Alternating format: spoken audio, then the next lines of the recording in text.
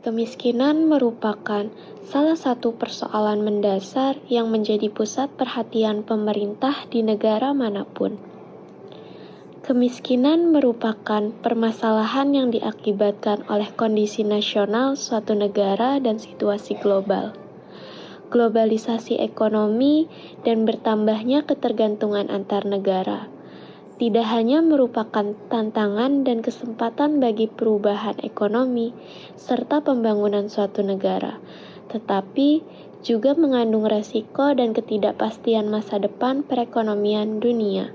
Kemiskinan juga menjadi salah satu permasalahan yang dihadapi oleh pemerintah negara Indonesia. Dewasa ini, pemerintah belum mampu menghadapi atau menyelesaikan permasalahan tersebut.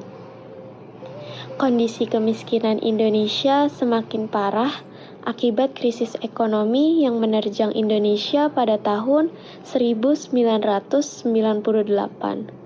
Jumlah penduduk miskin di Indonesia bertambah pesat, padahal sebelumnya jumlah penduduk miskin terus berkurang. Pada tahun 2021, pemerintah menargetkan kemiskinan ekstrim jadi 0% di tahun 2024. Hal ini merupakan upaya pemerintah dalam mengatasi kemiskinan ekstrim. Yang termasuk prioritas sebagai dalam rangka kita untuk tahun 2021 ini kita akan berharap menghilangkan 2 juta daripada kemiskinan ekstrim di 7 provinsi.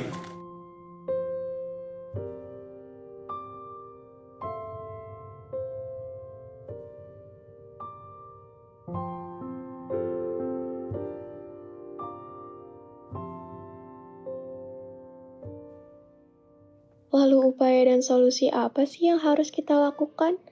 Pemerintah sendiri selalu mencanangkan upaya penanggulangan kemiskinan dari tahun ke tahunnya. Namun, jumlah penduduk miskin Indonesia tidak juga mengalami penurunan yang signifikan. Walaupun data di BPS menunjukkan kecenderungan penurunan jumlah penduduk miskin, secara kualitatif belum menampakkan dampak perubahan yang nyata.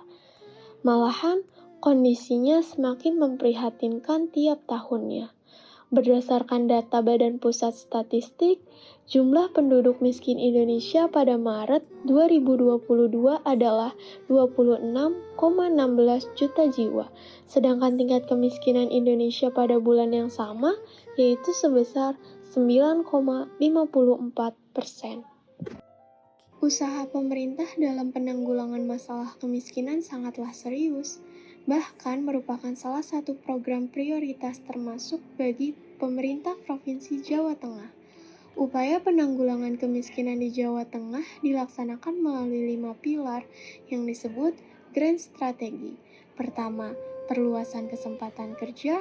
Kedua, pemberdayaan masyarakat. Ketiga, peningkatan kapasitas dilakukan untuk pengembangan kemampuan dasar dan kemampuan berusaha masyarakat miskin agar dapat memanfaatkan perkembangan lingkungan.